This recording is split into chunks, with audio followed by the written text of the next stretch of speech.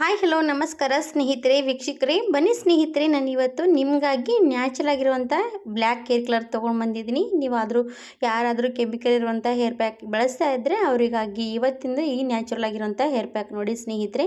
ಹಾಗೆ ನಿಮ್ಮ ತಲೆಯಲ್ಲಿ ಎಷ್ಟೇ ಬಿಳಿ ಕೂದಲ ಸಮಸ್ಯೆ ಇರಲಿ, ಮಕ್ಕಳ ತಲೆಯಲ್ಲಿ ಕೂಡ ಬಿಳಿ ಕೂದಲ ಸಮಸ್ಯೆ ಈಗಿನ ಕಾಲದಲ್ಲಿ ಕಾಡ್ತಾ ಇರುವಂಥದ್ದೇ ಇರ್ಬೋದು.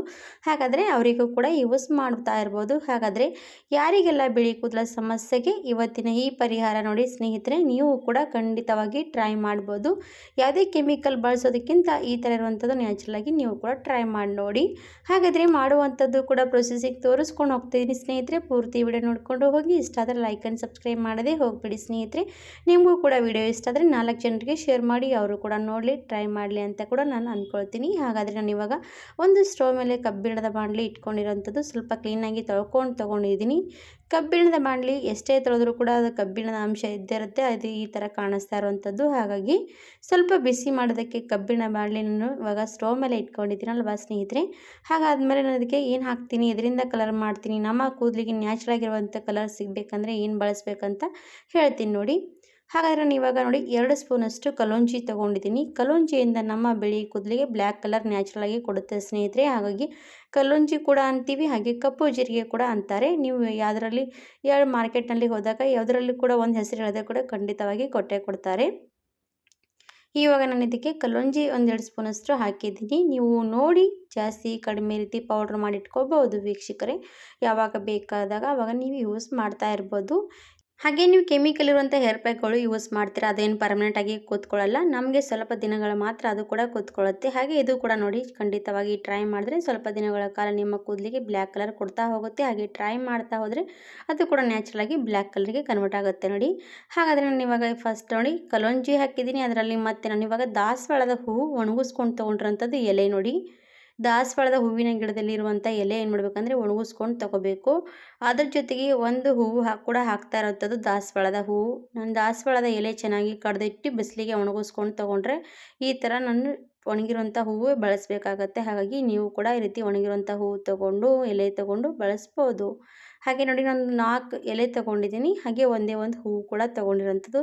ದಾಸವಾಳದ ಎಲೆಯಲ್ಲಿ ಕೂಡ ಅಷ್ಟೇ ಶಕ್ತಿ ಇರುವಂಥದ್ದು, ಹೂವಿನಲ್ಲಿ ಕೂಡ ಅಷ್ಟೇ ಶಕ್ತಿ. ಏನಪ್ಪ ಅಂದರೆ ನಮ್ಮ ಕೂದಲಿಗೆ ಚೆನ್ನಾಗಿ ಬ್ಲ್ಯಾಕ್ ಕೂಡ ಮಾಡ್ಕೊಳ್ಳೋದಕ್ಕೆ ಯೂಸ್ ಆಗುತ್ತೆ. ಹಾಗೆ ನಮ್ಮ ಕೂದಲು ಕೂಡ ಗ್ರೋತ್ ಮಾಡೋದಕ್ಕೂ ಕೂಡ ಸಹಾಯ ಮಾಡುತ್ತೆ.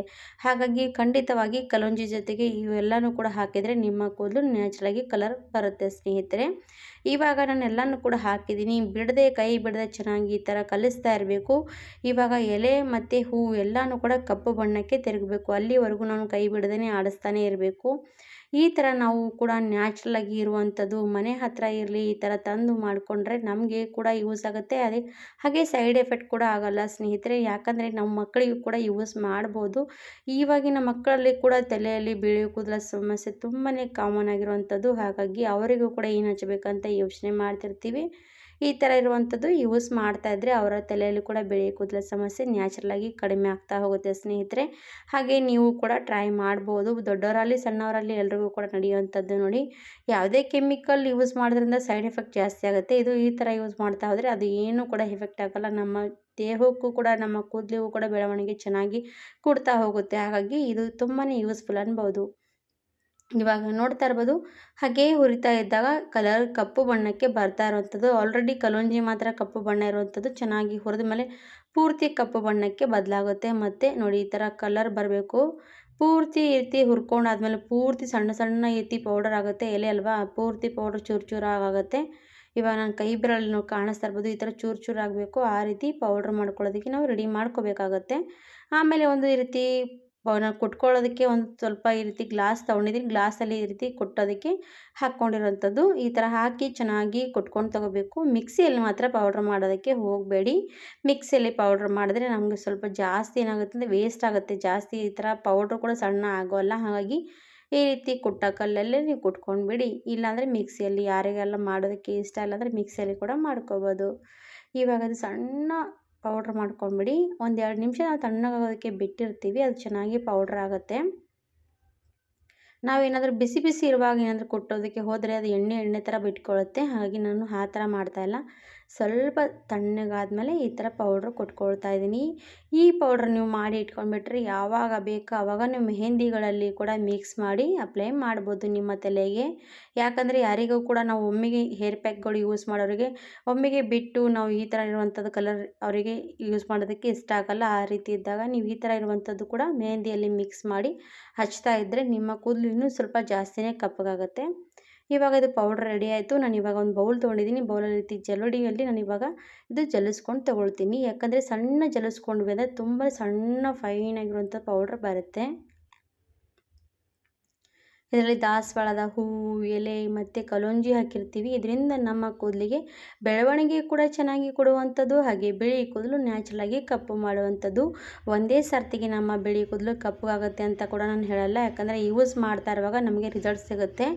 ಇವಾಗ ಇದಕ್ಕೆ ಸ್ವಲ್ಪ ಕೊಬ್ಬರಿ ಎಣ್ಣೆ ಡ್ರಾಪ್ ಹಾಕ್ಕೊಂಡ್ಬಿಡಿ. ಕೊಬ್ಬರಿ ಎಣ್ಣೆ ಹಾಕಿ ನಾವು ಈ ರೀತಿ ಕಲಿಸ್ಕೊಂಡು ಹಚ್ತಾ ಇದ್ದರೆ ನಮಗೆ ಕೊಬ್ಬರಿ ಎಣ್ಣೆ ಎಷ್ಟೆಲ್ಲ ಯೂಸ್ಫುಲ್ ಆಗುತ್ತಲ್ಲ, ನಮ್ಮ ತಲೆಗೆ ಬೆಳವಣಿಗೆ ಕೂಡ ಚೆನ್ನಾಗಿ ಕೊಡುತ್ತೆ ಕೊಬ್ಬರಿ ಎಣ್ಣೆಯಿಂದ ನಮ್ಮ ಕೂದಲು. ಹಾಗೆ ಇದು ಕೂಡ ನಾವು ಚೆನ್ನಾಗಿ ರೀತಿ ಯೂಸ್ ಮಾಡೋದ್ರಿಂದ ತುಂಬಾ ಚೆನ್ನಾಗಿ ನಮ್ಮ ಕೂದಲಿಗೆ ನ್ಯಾಚುರಲಾಗಿ ಕಲರ್ ಕೊಡ್ತಾ ಹೋಗುತ್ತೆ. ಹಾಗೆ ನಾವು ಇದು ದಿನಾಲೂ ಕೂಡ ಈ ರೀತಿ ನಮ್ಮ ತಲೆಗೆ ಹಚ್ತಾ ಹೋದರೂ ಕೂಡ ಏನು ಪರವಾಗಿಲ್ಲ. ಇಲ್ಲ ವಾರದಲ್ಲಿ 4 ಸರ್ತಿ ಕೂಡ ನೀವು ಹಚ್ಕೊಂಡು ವಾಶ್ ಮಾಡ್ಕೋಬೋದು. ಇಲ್ಲಾಂದರೆ ಸ್ವಲ್ಪ ಕೂದಲಿಗೆ ರಾತ್ರಿ ಹೊತ್ತಿಗೆ ಹಚ್ಕೊಂಡು ಈ ರೀತಿ ಬೆಳಗ್ಗೆ ಸ್ವಲ್ಪ ಎಲ್ಲನೂ ಕೂಡ ಡ್ರೈ ಆಗುತ್ತೆ. ಆ ರೀತಿ ಕೂಡ ಇಟ್ಕೊಂಡ್ರೂ ಏನು ಪರವಾಗಿಲ್ಲ. ಇಲ್ಲಾಂದರೆ ವಾಶ್ ಮಾಡ್ಕೊಳ್ತೀರಂದರೆ ವಾಶ್ ಕೂಡ ಮಾಡ್ಕೋಬೋದು.